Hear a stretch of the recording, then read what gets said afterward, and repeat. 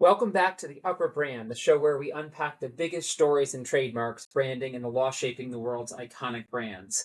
I'm Rich Asmus, a partner in Mayer Brown's intellectual property brand management and litigation practice.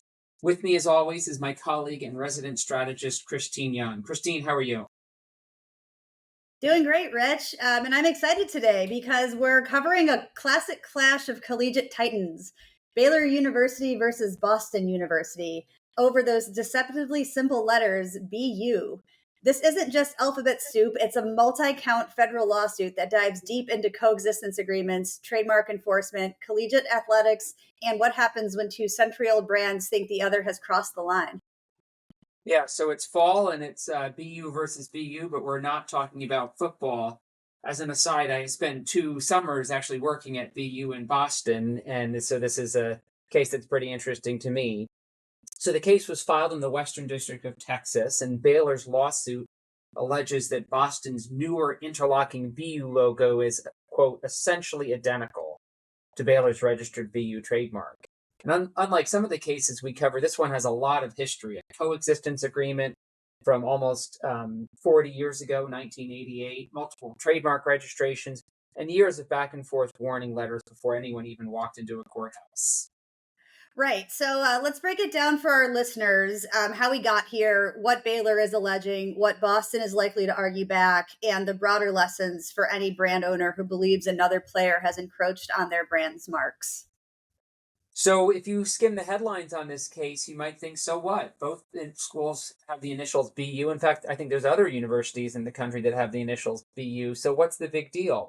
But this is actually about a very specific interlocking design. And if you imagine two block letters B and U overlapping in a way that to Baylor is iconic of their university, Baylor's complaint makes clear that they don't object to Boston University using the letters BU.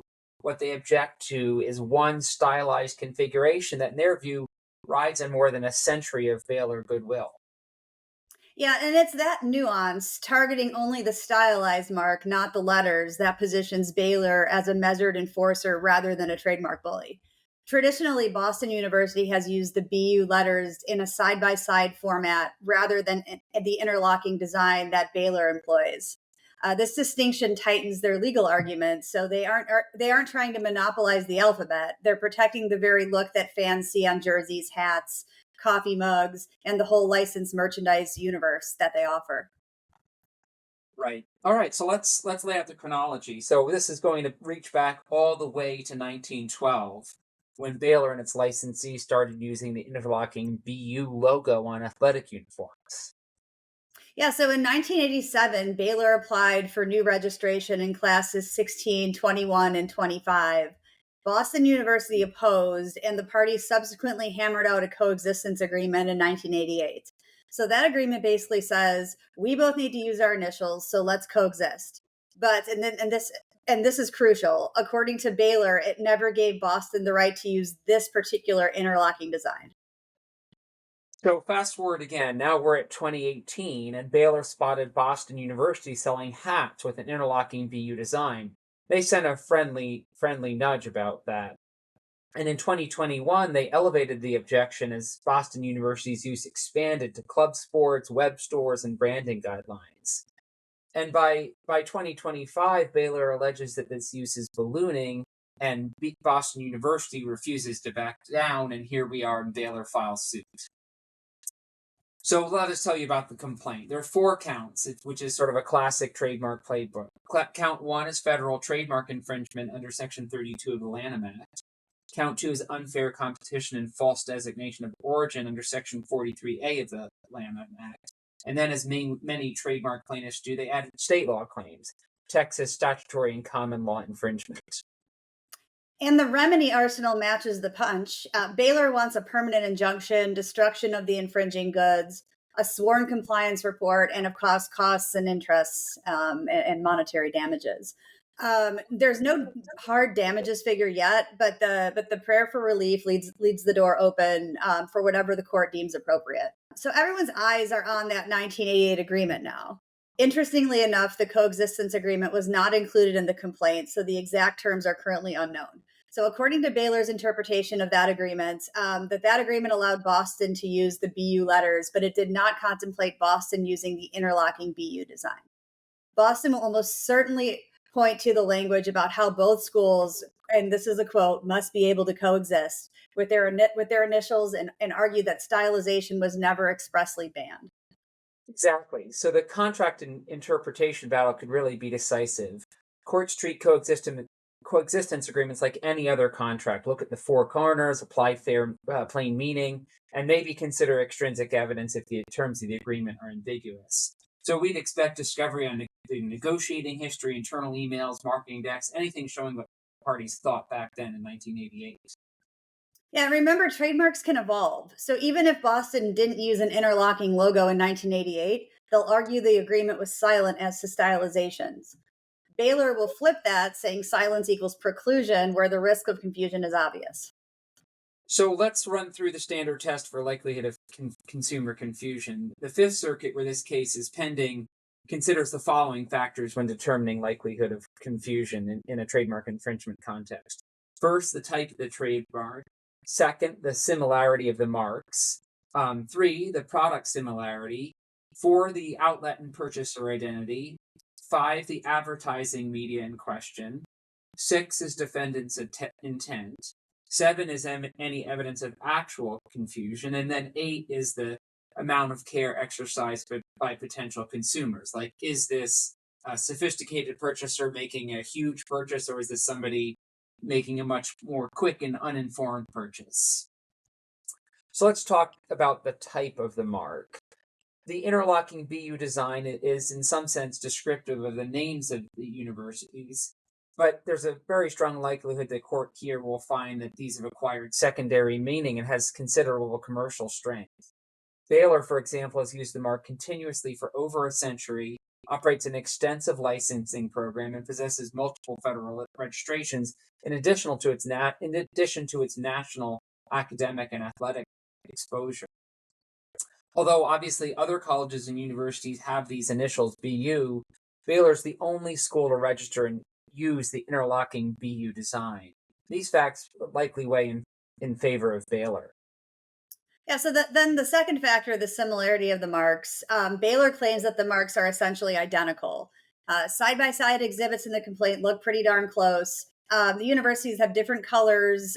Baylor uses variations of green, white, and gold, and Boston's colors are red and white.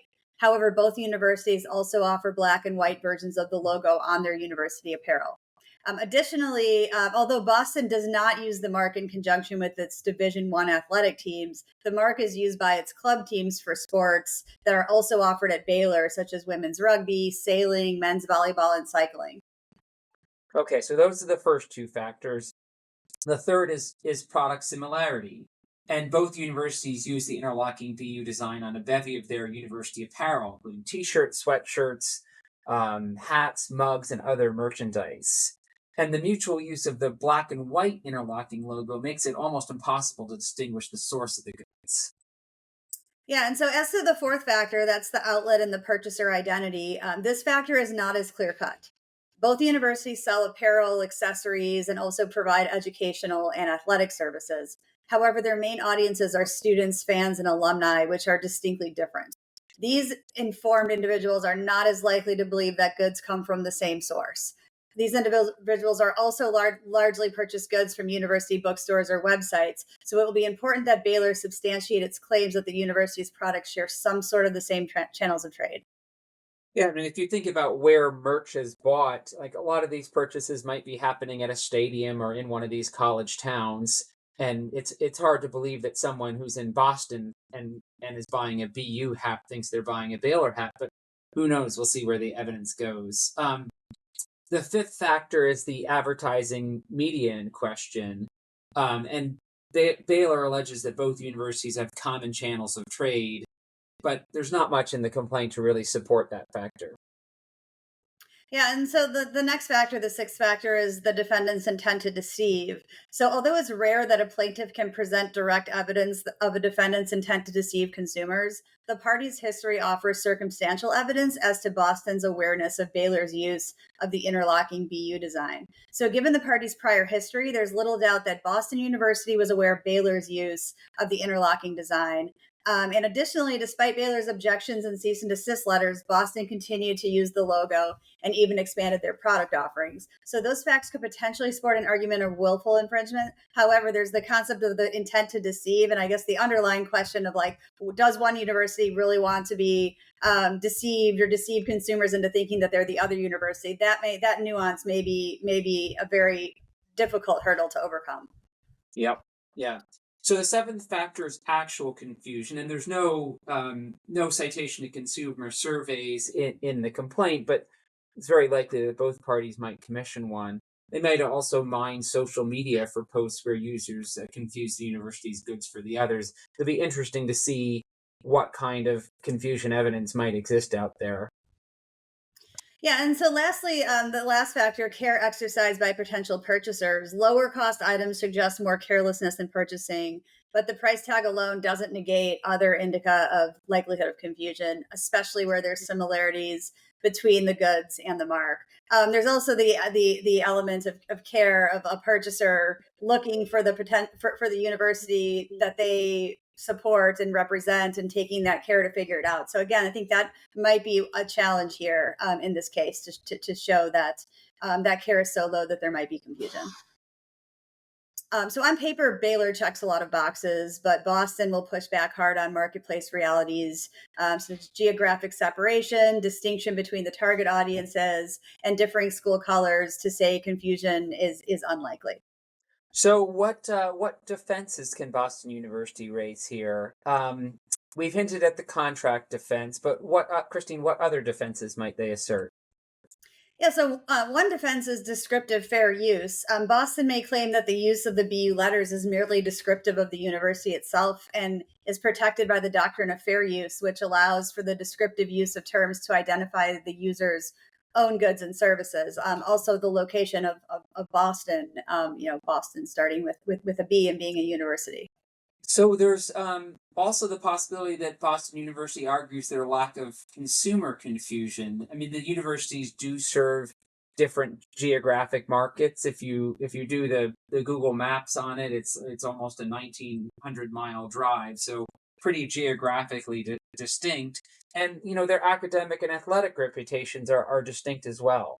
Yeah, and Boston may also rebut Baylor's arguments by claiming that the mark is weak, but many schools use BU initials, but registrations and a century of use will likely cut against that argument. So given the current landscape of collegiate athletics, schools protecting and amplifying their brand is paramount. In the complaint, Baylor highlights their historic competitiveness in sports, such as men and women's basketball and men's tennis, citing to their various achievements, including national and conference championships. So that means national exposure on primetime television, large merchandise revenues, commitments and attention from highly sought after recruits, and social media engagement, all pushing that the interlocking BU design into households nationwide. Yeah. It's also worth pointing out that while Baylor previously was the only school using the BU interlocking design, the concept of the interlocking design is pretty common in collegiate athletics. So I don't think that Baylor's claiming a monopoly in that, just maybe a monopoly on it when it comes to the two letters BU. But it is worth noting that Boston University's use of this interlocking BU is an expansion into club sports isn't trivial. Even club jerseys hit merchandisers and Instagram feeds. And in the trademark world, post-sale confusion, for example, people seeing a logo on a cap across campus, that could be just as damaging as confusion at the cash register. Exactly. Baylor's policing now is about more than just one product line. It's protecting recruiting, cachet, donor pride, and licensing revenue streams. Fans and alum buy the logo because it signals affiliation. Recruits recognize the interlocking design on the flashy uniforms and the gear and want to be part of the program. So if that signal blurs, Baylor's selling power drops. So let's end the game with some learned lessons. First, specificity is power. Baylor's complaint zeroes in on one distinct design that is it used continuously for over a century, which helps them look reasonable and avoids appearing to hog the alphabet. And we think the second lesson is to register early and often. Baylor's federal registrations across a number of classes give them a presumption of nationwide validity and incontestability for their older marks. Yeah, and third, monitor your marks. Baylor spotted expansion in 2018, objected in 2021, and filed quickly once BU ramped up. Delay dilutes leverage. Then fourth, when you're writing a coexistence agreement, you really need to think about the future. Christine mentioned that brands evolve. Almost every brand evolves. The logos can look dated, or you might want to make other changes to them. So when writing a coexistence agreement, you need to plan for that future of evolving logos or even evolving business lines. And the ambiguity in the agreement between these two universities clearly invited the litigation here decades later. Yeah, and that evolution of the brand is really it's a good final takeaway. Remember, things like sports turbocharge brand exposure. If you represent a university or really any business with a fan base, you need a proactive IP playbook because brands are always evolving. Yeah, so we thought this case was a fun one, especially in the fall, and we'll be watching the docket and keeping everyone posted. The case is really an interesting study in how historical agreements, modern branding, and trademark law can all intersect. Yeah, and it's also a reminder that even two letters can spark a heavyweight fight when billions of impressions and generations of alumni pride hang in the balance. So that's all for today's episode of The Upper Brand. If you've got questions about coexistence agreements, collegiate licensing, or anything IP, drop us a line. And don't forget to subscribe, rate, and review wherever you get your podcasts. Thanks for listening, and remember, protect your mark and protect your future.